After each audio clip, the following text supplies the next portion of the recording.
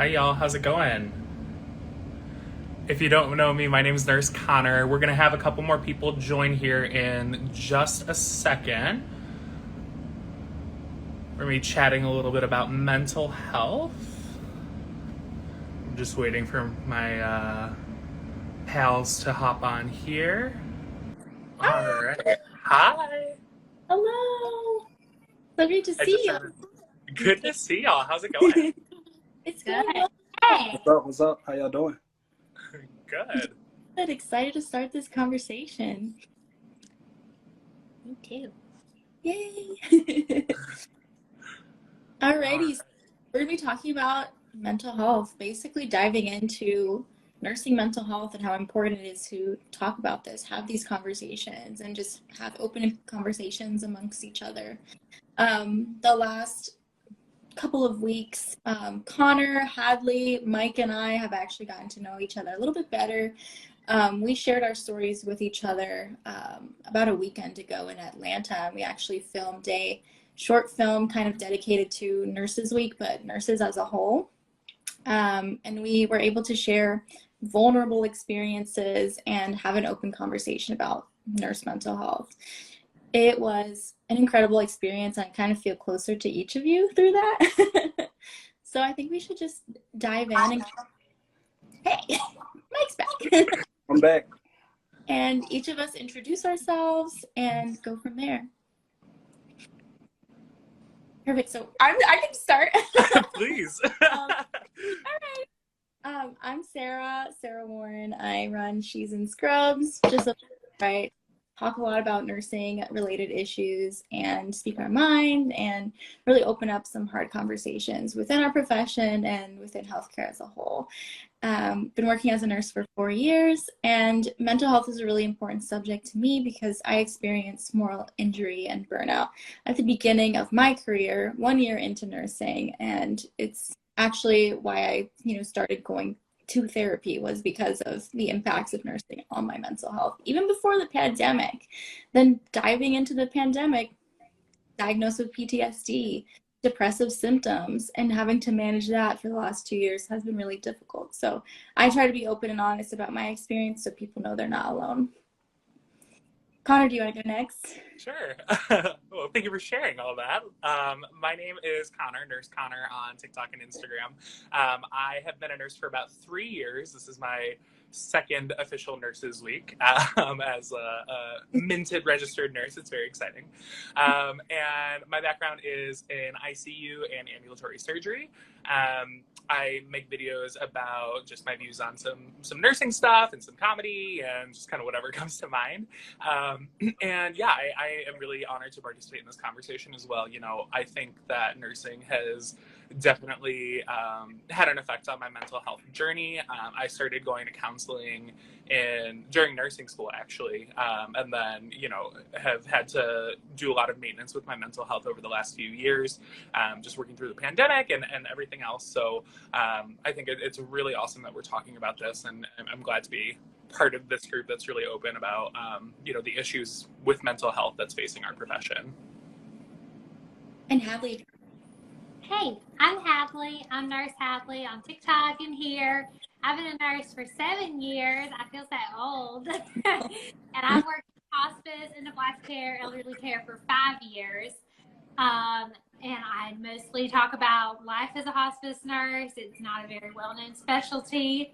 And of course, that means that people are at the end of their life. So about a year into my career as a nurse, I just shared the story on my page when I first went to therapy. And I think you don't even realize how much it builds up, that you start talking and then all of a sudden you're like, maybe I was not okay. Maybe I thought I was okay, but I was not. So yeah, that's me. And then we have Mike. So if Nurse Hadley said she's old, I'm probably ancient. I'm official Nurse Mike. I think August will be 10 years in the game. I primarily started out in the ER and then transitioned to ICU, and I'm currently at SRNA. I'm in anesthesia school trying to traverse that.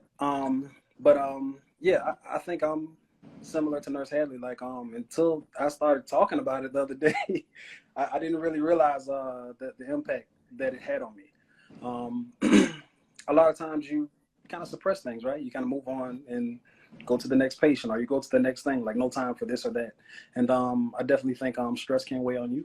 And I certainly think it's very important that we take times to, I guess, be silent and be quiet and recognize what's going on, so that we can, make the proper adjustments. Yeah, and I truly appreciate connectRN just taking the initiative and giving us the space to have these conversations, not only last week in person, where we were able to share with one another and share with the world our experiences, but also here in this live conversation, just opening up how we're feeling, why it's normal to feel this way, especially to the roles that we're in, and especially working for the past 2 years.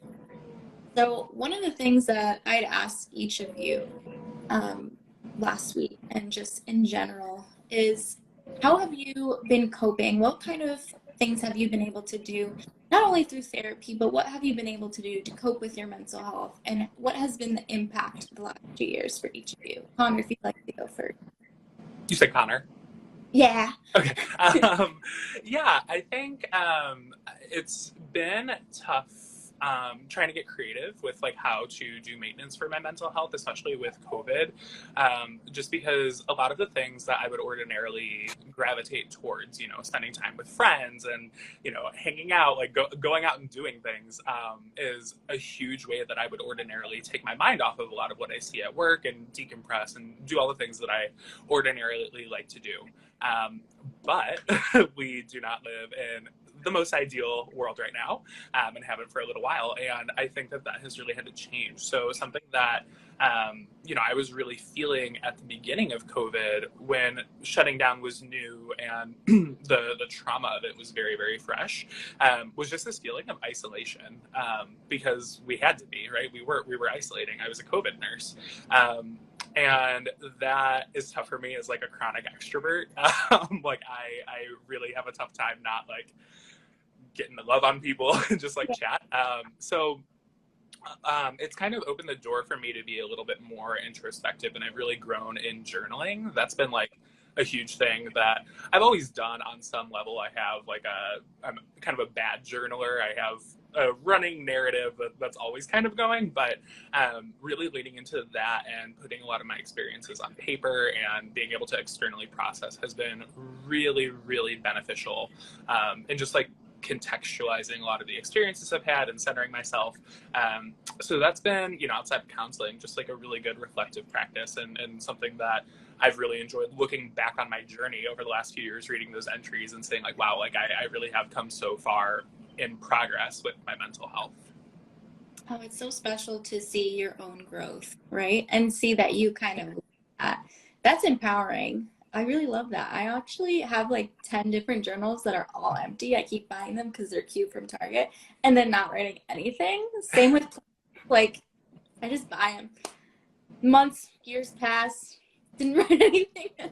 I'm guilty of the same thing. I have so many, like, there's one It's entry awful. in there, but it was like, I don't know, it looked good. But hey, So those thoughts get on paper somehow. That's what matters. So Hadley, how have you been able to cope through the last 2 years and just nursing in general, and how has that been for you? Yeah, for me, honestly, I know it's going to sound kind of weird, but sharing my patients on social media and finding people to connect with has really helped me, because before, whenever we go to like parties and stuff, people will be like, oh, you're a hospital nurse? Like, that's sad. And like getting to find this like community of people who like want to hear it, and like almost feeling like my patients live on in some way through these, through their these people, has really helped me. So really just, finding a community, people who like, want to hear you talk about it. Because I was shocked whenever anyone wanted to talk about people dying. So, that really has helped me a lot. Just being around people who enjoy talking about what I talk about. I'm one of those people. I love your account so much. It makes me have this just deep love for nursing in general. And really the way that you talk about these patients and these experiences you've had. You do it with so much respect and love, and it just shows through that. And it just shows the beauty of nursing. And like, I appreciate you doing that. I think and tries to foster community too. And so that's why we're here, right? That's kind of part of it. And I think the community aspect is so important. And I'm grateful that connectRN kind of tries to do that in what they do as a company. Mike, what about you? How have you been coping? What have you been doing? So outside of suppressing, I think that essentially I just try to, I've gotten a lot better about leaving work at work, right? So even it's hard. A lot of the stuff makes impressions in your mind or on your mind.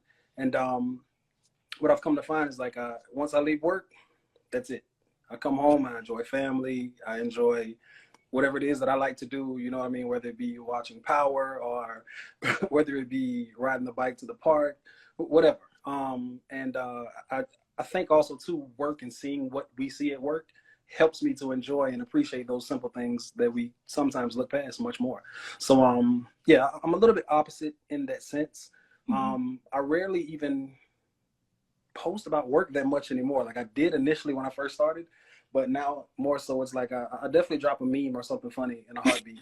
But more so yes, it's kind of like about life outside of work for me, because I think oftentimes too, like we get nursing, which is our profession, kind of wrapped up in our identity. And I'm a nurse, yes, and I enjoy it. I like what I do most days, but that's not who I am. And so I kind of try to make sure that I have a separation in between those two, so I can kind of separate, work from life, so to speak, even though work is a big part of our lives. I think balancing that, kind of like Hadley's experience and Mike's experience, balancing that, being able to empower the profession, talk about the core of nursing and how that's empathy and caring and human connection and building community, but also setting that boundary so you protect yourself from the impacts of nursing, because nursing is hard, and nursing school doesn't prepare you for how it's going to impact the amount of communication and the amount of moving parts there are, the amount of people you have to interact with, and the emotions of every person that you interact with that you have to absorb and navigate, and how difficult that can be. And especially the last 2 years, I feel like we're all under like this prolonged kind of time of grieving, if that makes sense. Grieving, the love for your profession, grieving the loss of safe standards, grieving the loss of patients, grieving the loss of coworkers, grieving the loss of that sense of community that brought everyone together in your units, because everyone's leaving for better opportunities. I think that's something that's huge and weighs on me as a nurse who's worked the last 2 years and has seen, there's like 3 people that I started with who are still in their same roles, and everyone else is gone. And being that 4-year nurse, and somehow you are the most seasoned nurse on the unit. When you first started, it was the 20-year nurse, the 30-year nurse. And like how much you have to absorb that. And that's a lot of responsibility. Plus seeing the emotions and frustrations from your fellow coworkers. It is so much. And there are layers beyond all of that, right? So kind of the mission vision behind Don't Clock Out involves just having these open and honest conversations, sounding the alarm about nurse mental health. And this all started because of a nurse who ended their life, sadly, at the beginning of this year. But these conversations needed to be had for a long time, right? All these conversations are just, they're on the surface level, and they just need to come out so that we can really make people aware of what's truly going on. Because a lot of us, like Mike, have internalized a lot of this for a very long time. And we're just now starting to realize that what we're feeling isn't normal. And that's so incredibly difficult. And once you finally realize that, that's an overwhelming and difficult feeling, like to go through without support. And so I hope you have support, Mike, because I know this last weekend was a little bit heavy for you. How in that sense? You cut out just for a second, so I didn't hear everything. I'm sorry. I'm hoping that you have support. Do you have support? How are you feeling? Oh, yes, absolutely. I think again, I think I just kind of internalized so much, and sometimes you don't talk about it, right? Because nobody quite sees it from the angle that we see it from. So even if you're able to discuss it with people, it's kind of hard for them to fully grasp what it is, the level of responsibility, the level of, I guess, the what you feel responsible for, even though you can't change it, the weight that's on your shoulders and what's being pushed down from above. So yeah, it's just a lot. And I think I guess at that time, this past weekend, I think when I actually started voicing it, I felt like crap because I was like, man, I've been giving so much time to this instead of this, and this doesn't care or serve me, but so much. But these people do, and so yeah, it kind of hit me mid sentence. Yeah. And one of my good friends who's a therapist, Jen Salachi of Therapy Aid Coalition, who actually provides free therapy to healthcare workers, she's told me that from what she's seeing is that a lot of healthcare workers, nurses especially, have been very resilient the last 2 years. They've spent 2 years building up that wall so that they can keep trudging forward to take care of patients because they need that help. Now that things are finally starting to hopefully settle down, slightly normalize, things are getting a little bit better. They're seeing a light at the end of the tunnel. Now they're absorbing everything they went through for 2 years. Now they're realizing what they actually went through, taking a deep breath, and those layers and that weight just kind of collapsing in on them. And that's when people go into crisis. That's when people feel hopeless. That's when people need that support and that help. So I think now is the most paramount time to talk about nurse mental health because so many of us are having those realizations, just like Mike did. Connor, do you have anything to add? Yeah, I mean, it's very much felt in some ways like a bubble has popped. You know, like we went through this experience all together, and had just a lot of trauma, quite frankly. And then we're dealing with the aftermath of we're seeing what a world looks like a little bit now post COVID. Not that COVID is over, but yeah, seeing those effects right now, it's hard. I think there's a really difficult tension between how hard we all push ourselves, right? Because we care, and that's why we're nurses, and that's what we do. I watched so many young, bright people just absolutely rip themselves apart during this pandemic to render care, and we put our all into it, and we're expected to, right? So I mean, like the way I was always taught in nursing school is like nursing is not just a job, right? It's this higher calling, and that's even reflected in some of the language that we use, right? Like LVNs, licensed vocational nurses, right? Like this idea that nursing is this like vocational higher calling. It's impossible not to like put your heart and soul into it a lot of the time, but when you do that and you do that so hard and you commit that so much of yourself to this job, it becomes that, right? It's a self-fulfilling prophecy. It becomes more than a job. It becomes this identity, and that is something, you know, Mike, while you're talking, like I'm totally resonating with this idea of separating who is Nurse Connor, who all of these horrible traumatic things happen to, and who is Connor, like the core of my person that still exists after I clock out. And how do I reconcile, you know, those two people? Because I think that in a lot of ways, like there hasn't been a lot of separation. Like it's just been like I'm Nurse Connor 24/7, and like that's not healthy and that's not sustainable. But like, how could I not, right? That's the messaging. That's how I've been taught. That's how could I internalize anything else? So I think undoing a lot of those attitudes is what I've been focusing on, and like why I think talking about stuff like this is so important. Because like hearing you talk, Mike, I'm like, oh yeah, that's that's an area where I can like definitely improve on a little bit. Well, I think too, we're all at different parts of our journey, right? So you got 4, you got 7, 2, and 10 years. So, you know, through your journey, you kind of have different points of realization, and it's like, oh, hold on, I feel this way, I feel that way. Okay, let me address this. So, I mean, it's totally normal. Yeah. And I love that point you made, Connor, about kind of separating Nurse Connor from General Connor, like regular Connor, and how Connor still matters outside of nursing. Connor still deserves love and support outside of nursing. Connor still deserves to take care of himself outside of nursing. And I think that's where a lot of us are stuck, because we don't have boundaries with our profession. We're always getting a call from management. Can you come in? Your friends are drowning. This is a family. We're a family unit. You are a martyr to these institutions, and that's not fair. This expectation of self-sacrifice just isn't fair, and it's led to the detriment of a lot of our mental health and our well-being. Hadley, do you have anything to reflect on here? Not that I can think of. I'm just kind of listening. I saw you listening in intently, and I'm like, do you have any special thoughts for us? But so what has it been like kind of navigating your mental health, each of you? And let's see, what else I'm thinking, sorry. I like my mind's at a blank for a second, but no, I'm just excited about these conversations.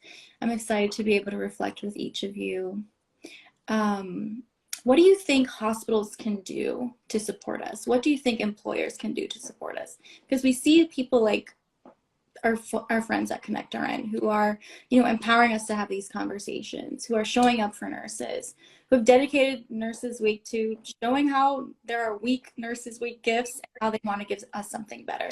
So what do you think these institutions can do to help support us with our mental health? What can they do to step up? What are they not doing for us right now? So whoever wants to start. I can, because I'm not in the hospital, so mine will be a little bit different. So working home health, hospice, nursing homes. I think one of the biggest things that I see, so whenever I started, it was like really hard to get a job in hospice. Like it was like, that was like the hard job to get, needed at least 2 years of experience, so I finally got it, and they trained for 6 months. Wow. And so for me, I felt like I had a really strong foundation, and I've been in the profession for 5 years. And now, since it's like been all hands on deck the last couple of years, they train people for like literally 2 weeks, and then they leave a month later because they're thrown into these situations where they're alone with a family member who is yelling at them, and they don't know what to do. And then it's like, for a couple months, we're training new people, and I wish that they would invest in that training like I got, like a really long training, and we would just keep people. Yeah, it's about committing to your people. It's committing to safe patient care. It's committing to ensuring that this person who's delivering this care has all the support they need to do so. And like, why is that so much to ask for, right? And I feel like it's similar in acute care settings, but God, is it so essential in the home care setting, because you don't have all of the support and clinicians around you to help rally around you and take care of patients. You have you. That's really frustrating. Connor, Yeah. do you have anything to add? Yeah, I would echo, what Hadley, you're saying here. I think that it's what they could do is make it a little bit less apparent that like we are an expense or an inconvenience. You know what I mean? Like I really think that we have come to this breaking point, or healthcare has reached this fever pitch where something needs to break, where we have a long history of these institutions, abusing nurses, quite frankly, of, oh, we don't have the money right now, so let's go ahead and cut phlebotomists, or let's cut EKG techs because nurses can do it and we don't have to pay them any more money. It's all of these like little things that happen throughout the hospital, poor Nurses Week gifts, things along those lines that communicate such a very loud message to us that we don't matter, that I could fall over dead in the middle of my shift and they would have a nurse to replace me by the next day. You know what I mean? So I think so much of it is about not just talking about how nurses matter and talking about how nurses are great and essential and the backbone of healthcare, because we are. It's showing us, and I think it's getting out of their way a little bit and recognizing our humanity, of recognizing that we're human beings before we are warm bodies for your staffing roster. Because that's really been kind of the way I felt about it, that it doesn't really matter that it's Nurse Connor there. It matters that there is a nurse there, and that nurse could be anyone with a warm body who holds a license. You know what I mean? Like, I wish that hospitals would understand, like, it's very clear the way that they think about us and the way that that's the way the messaging is coming across. So perhaps an adjustment of tone is what I'm asking for. At the bare minimum, right? And that's the bare minimum, to show us and talk to us like we're worth something outside of just a warm body, like you said, Connor. Mike, do you have anything to add? Yeah, just a tidbit. I think simplified, just more action, less talk, right? We can talk until we're blue in the face. But I think the action will actually show the intention, or back up the intentions with actions. However, it would you can say it, or it would be looked at. And also too, I think there's a brick wall that we're hitting. Nurses, caregivers, respiratory therapists, anybody in the actual clinical caregiving arena, we're brought up a certain way, right? It's do whatever, care for the patient, right? You have your ABCs or your CBAs, or CAB, and like that is our primary focus. And then you have administration, and their primary focus is running a business. So metrics and numbers, and money. So like you're gonna hit a brick wall at some point. And so I think if we could find a way to, I don't know, amicably mesh those two together, it could be a beautiful thing, maybe. But I think that's one of the biggest struggles, I think, because you're looking at it from two totally different sides, two totally different perspectives. And so I think that's very important. And then in addition to that, I also think just simply, I think I mentioned it in my stories, like if we can send a flu shot team to come track you down in the middle of your shift and make sure that you get your flu shot, or if we can send somebody to make sure that you can go finish your computer-based learning, we certainly should be able to send somebody to just check on you and say, hey, how's your day going? You notice you weren't the same. Is everything okay? You need some relief, you need a break, you need an extra 20, 30 minutes. Like I think that can make the world of difference in what's going on with somebody and during their shift. And I think a lot of times, sometimes you may happen to intercept, issues that do happen with people. That save a life. That interaction Absolutely. save a life. Absolutely. And that's what needs to happen, truly, is hospitals looking in the mirror, realizing that they've fostered these toxic environments and these really harmful places of work for healthcare workers, and an expectation of them to be okay through what they work through, when truly what they go through on a daily basis can be traumatic. Addressing that, acknowledging, and then having a point person for everyone to go to if they need support, and also have that person be deployed, like you said, to check on people, just to make sure that they don't need that one solid interaction that's going to save their life. So I think that's incredible, Mike, and I truly agree that we need more people to show up for nurses. And I'm really proud to be a part of this conversation with each of you, and grateful to connectRN for showing up for nurses in this way and providing us with a space to have this essential mental health conversation and just supporting our mental health and our well-being. It's been such an incredible conversation, y'all. Is there anything each of you or any of you want to leave people with? I think just like Happy Nurses Week, and I am so honored to be a nurse. Like this kind of thing. Nursing has been through a rough couple of PR years, I think, and I am really excited for this turnaround. And I think that there's a lot of very hard work that needs to be done to get us there. But I think that these conversations spark that work, right, and catalyze that. So I'm just very excited about it, and I hope that all the nurses out there recognize that this moment in history is a very exciting time to be a nurse, because I do think that things are going to be up on the upswing, because we have people who are brave to have these conversations and to push the needle forward and to shake the table, or shake tables that need to be shaken. So yeah, I'm excited, and Happy Nurses Week.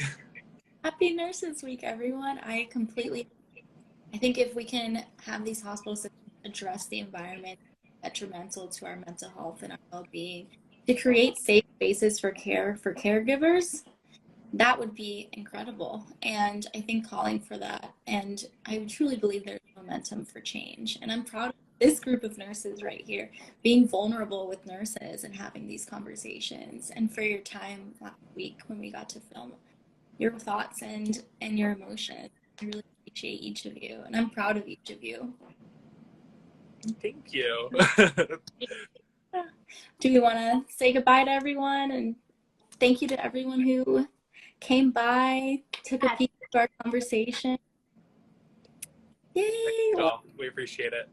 Thank you for Thank you all. Thank you all. Thank you to nurses who came by and talked to us about, well, I didn't get to read the comments, but listen to the conversation.